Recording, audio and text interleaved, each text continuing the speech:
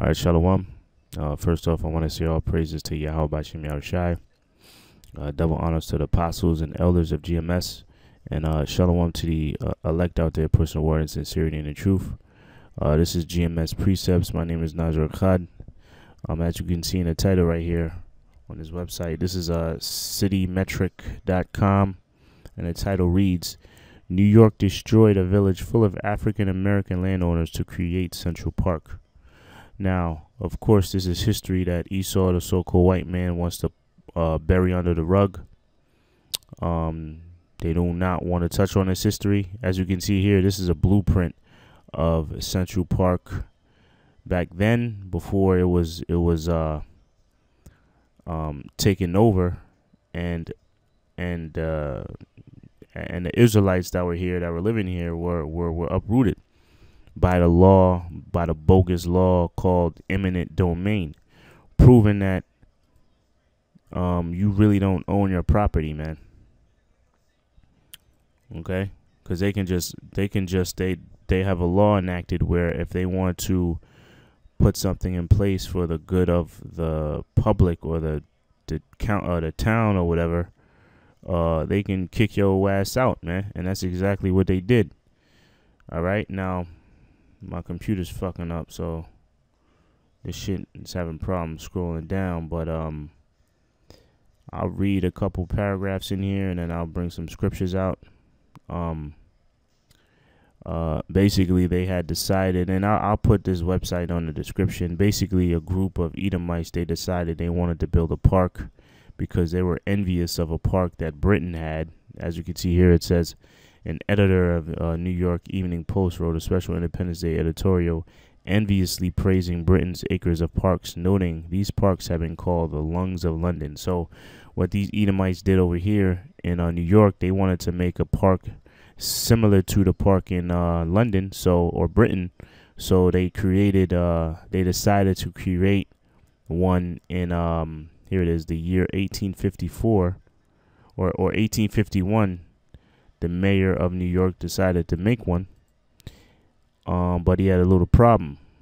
Okay, as I try to scroll down, like I said, excuse my computer, got Satan on it.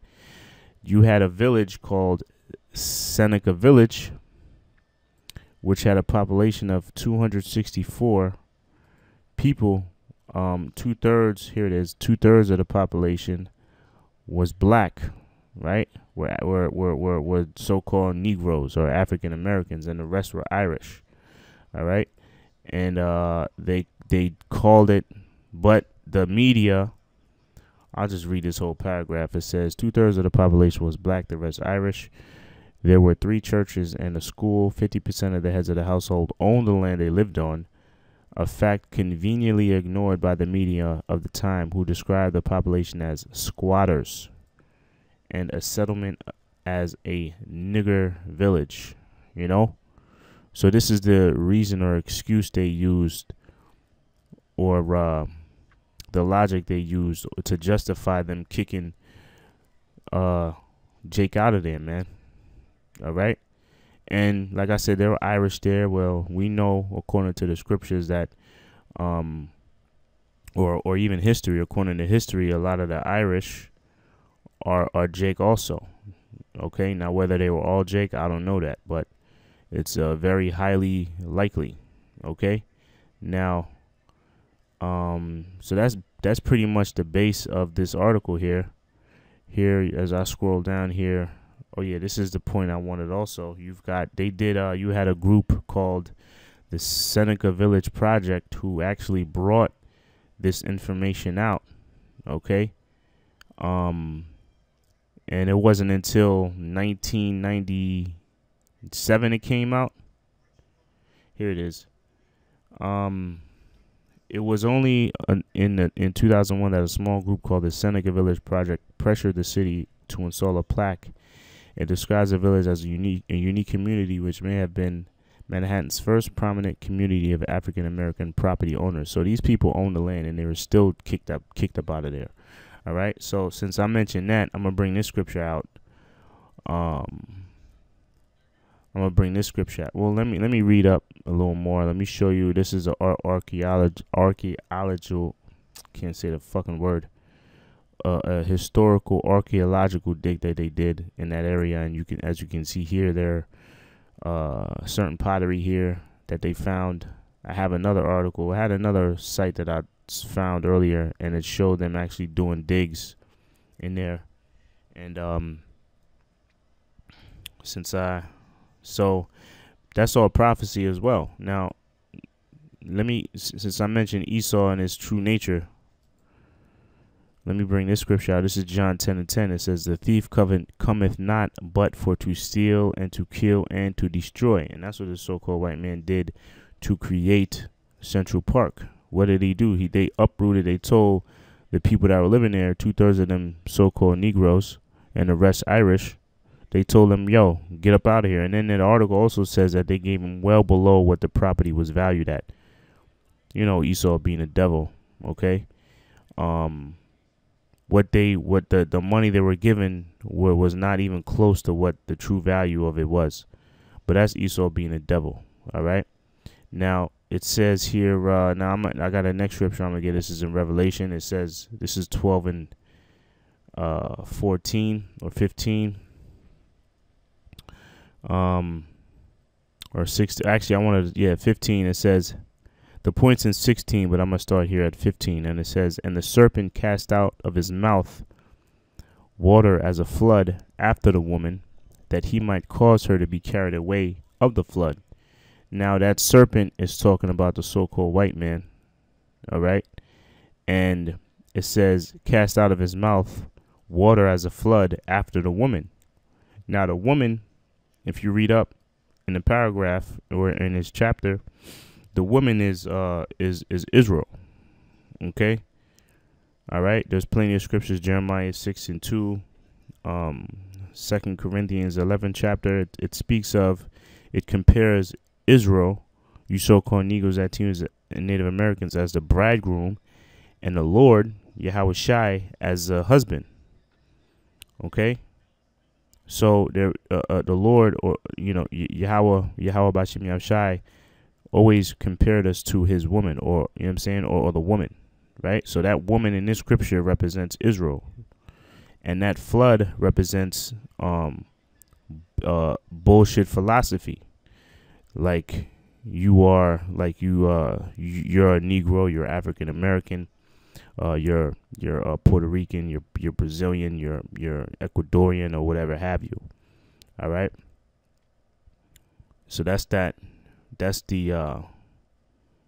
flood that might cause her to be carried away of the flood, or being all into those other philosophies or bullshit that were taught to you so-called Negroes, Latinos, and Native Americans. All right. Now, the precept to that is in Ephesians, the 4th chapter, 4 and 14. It says that we henceforth be no more children, tossed to and fro and carried about with every wind of doctrine.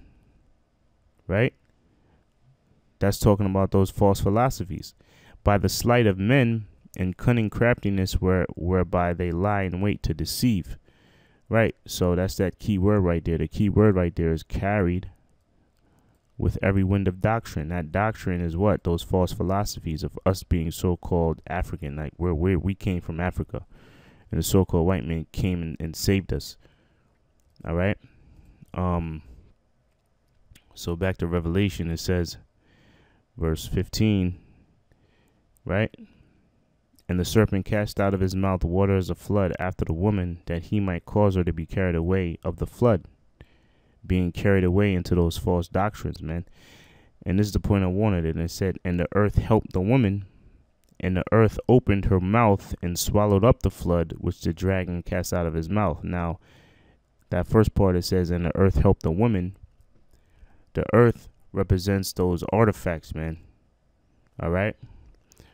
Just like this. This proves that there was a village there in New York. Okay. You have certain artifacts, like you have in certain caves in Europe. You have certain you have certain pictures or paintings and writings proving that the Lord who they ignorantly call Jesus Christ, was a so-called black man. Okay.